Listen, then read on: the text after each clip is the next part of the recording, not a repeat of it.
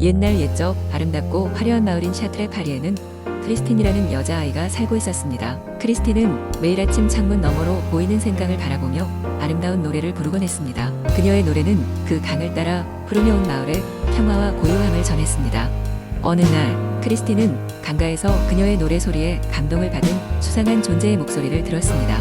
안녕, 어린 아가씨. 나는 물의 정령 오브란디. 너의 노래는 강에 생명을 불어넣으며 그 덕분에 이곳은 축복을 받고 있다네. 오브란디는 고개를 까닥이며 미소 지었습니다.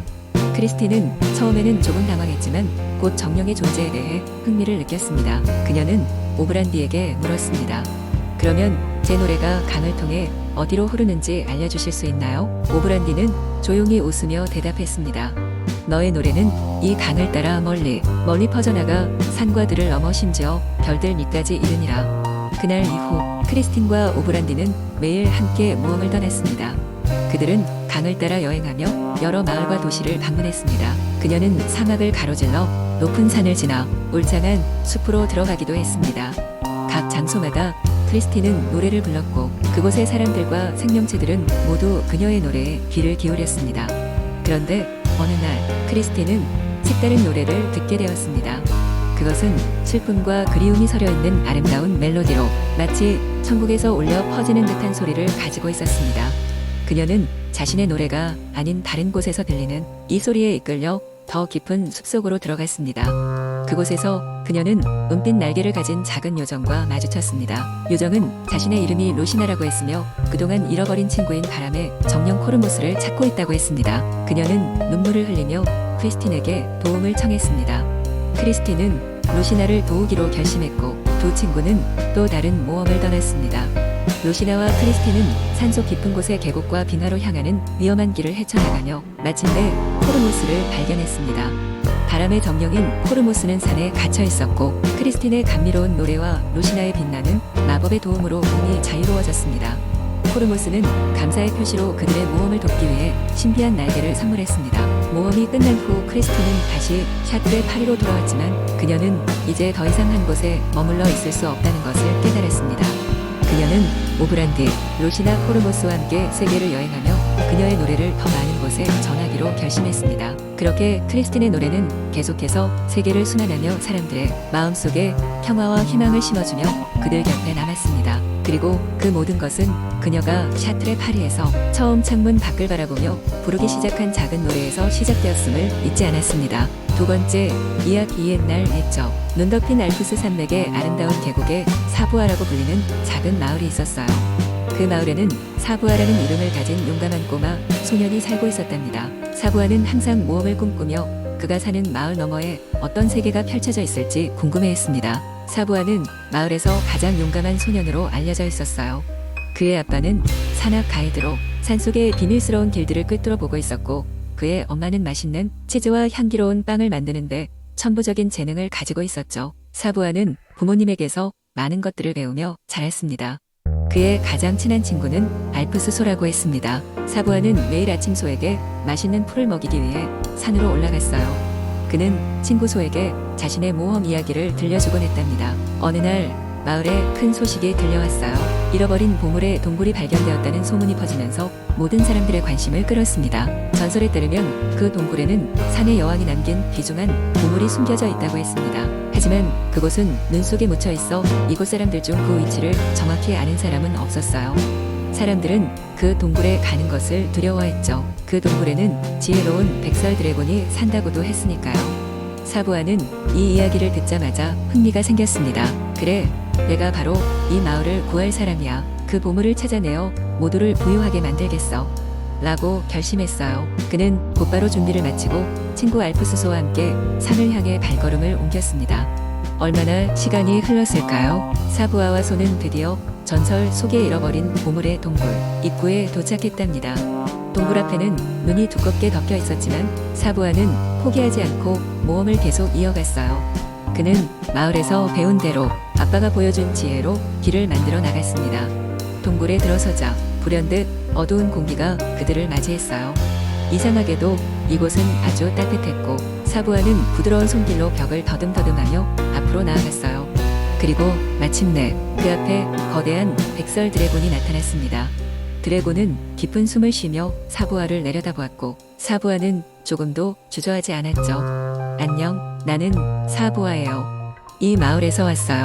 보물을 찾으러 왔지만 당신의 허락 없이 가져가지 않을 거예요. 당신이 허락하지 않는다면 그냥 당신의 이야기를 듣고 돌아가도록 하겠습니다. 백설 드래곤은 곰곰이 생각한 후에 조용히 웃으며 말했어요. 너는 예의 바르고 용감하며 지혜로운 소년이구나. 내가 보물을 수호할 이유가 없을지도 모르겠군. 하지만 내가 정말 이 보물을 원한다면 먼저 나와 함께 이곳의 모든 이야기를 들어주길 바란다. 과거 이 산맥에 무슨 일이 있었는지를 알려줄 테니 그것이 내가 가져갈 진정한 보물이 될 수 있다면 말이다. 그리하여 드래곤과 사부아는 여러 날을 함께 보냈어요. 드래곤은 옛 시절의 이야기와 환상적인 전설을 들려주었고 사부아는 그 이야기들 속에서 무엇이 소중한 것인지 깨달아갔습니다. 엄만큼의 보물이 아닌 소중한 역사와 지혜가 바로 진정한 보물이라는 것을요.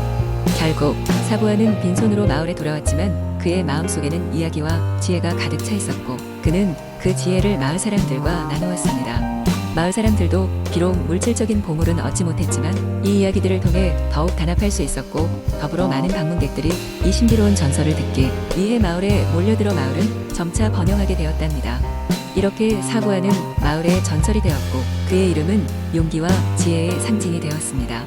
세 번째 이야기. 옛날 옛적 프랑스의 아름다운 한 마을에 장미의 향기로 뒤덮인 신비로운 정원이 있었습니다. 이 정원은 마을에서 멀리 떨어진 성곽 안에 숨겨져 있어서 많은 사람들은 그 존재조차 알지 못했습니다. 하지만 이 정원의 전설은 주변 마을 사람들 사이에서 비밀스럽게 전해져 내려왔습니다.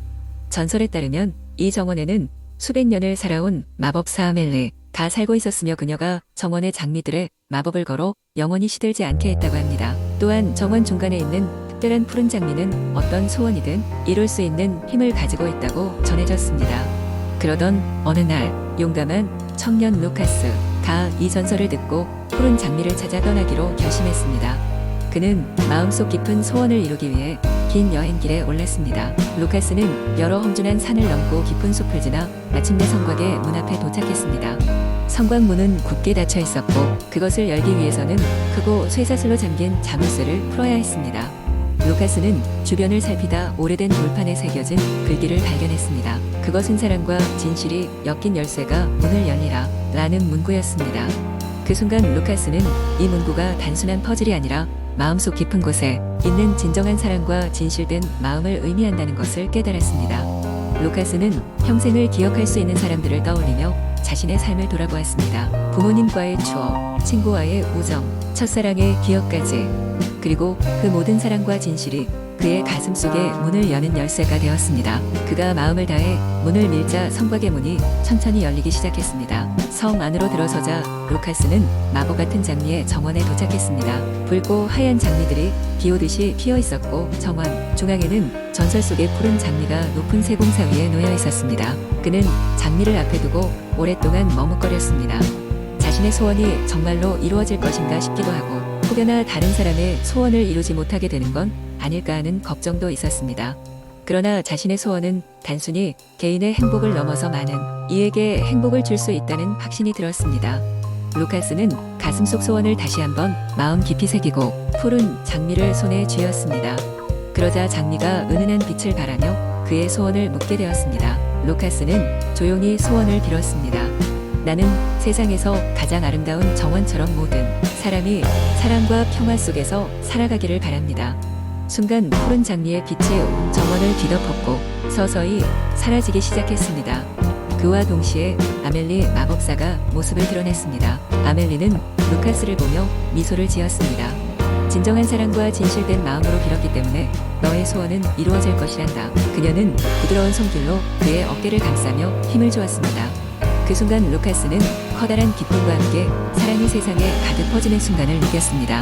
루카스는 마을로 들어가서 정원에 대한 이야기를 사람들에게 전했고 그날 이후로 마을 사람들은 더욱 서로를 사랑하고 아끼는 삶을 살아가게 되었습니다. 루카스의 이야기와 푸른 장미의 전설은 지금도 프랑스 어느 작은 마을에서 사랑과 진실의 중요성에 대한 교훈과 함께 전해지고 있습니다. 네 번째, 이야기 옛날 옛적. 프랑스의 한 작은 마을 샤를르모트에는 사람들의 입에 자주 오르내리는 오래된 전설이 있었다. 이 전설은 마법의 나무에 관한 이야기였다.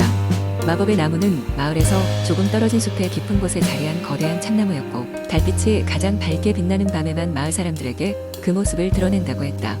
마을 사람들은 이 나무가 소원을 들어준다는 소문을 믿었고, 밤이 되면 호기심 많은 젊은이들이나 목표를 지닌 사람들이 숲을 찾았다.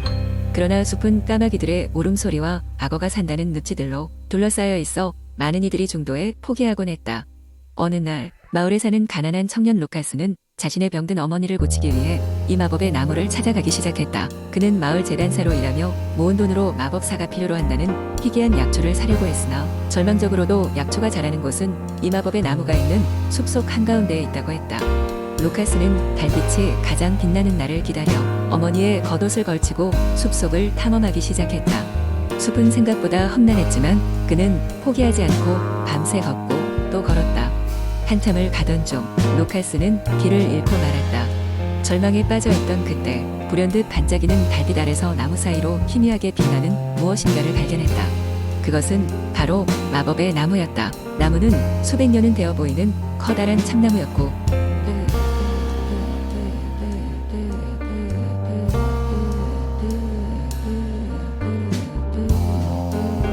풍성한 잎사귀 사이로 비치는 달빛이 환상적인 광경을 만들어내고 있었다. 루카스는 조심스레 나무에 다가가 소원을 빌기로 마음먹었다. 눈을 감고 가장 간절히 바란 어머니의 병이 나으리라는 소원을 나무에게 속삭였다. 순간 나무가 나지막히 흔들리더니 나무 밑동에 감춰져 있던 땅이 갈라지면서 황금빛 열매 하나가 굴러나왔다. 그 열매는 탱글탱글하게 잘 익어 있었고, 그 표면에는 물방울 같은 빛이 스며들고 있었다.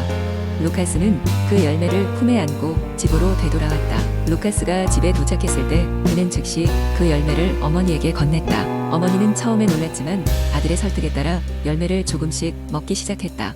그러자 놀라운 일이 일어났다. 어머니의 얼굴에 생기가 돌아오고 그녀의 건강이 빠르게 회복되기 시작했다. 마을 사람들은 이 소식을 듣고 나서야 루카스의 여정을 알게 되었고, 사람들은 하나같이 직접 경험하지 않는 한 전애들은 이야기일 뿐이라며 믿지 않던 그 전설이 현실이 된 것에 경이로움을 표했다.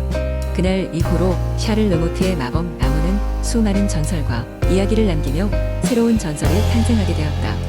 루카스는 어머니와 함께 건강히 오래 살아갔고, 마법의 나무는 여전히 누군가의 간절한 소원을 들어주기 위해 숲속에서 은밀히 빛나고 있는 채로 잔잔히 흘러가는 시간을 지켜보고 있었다.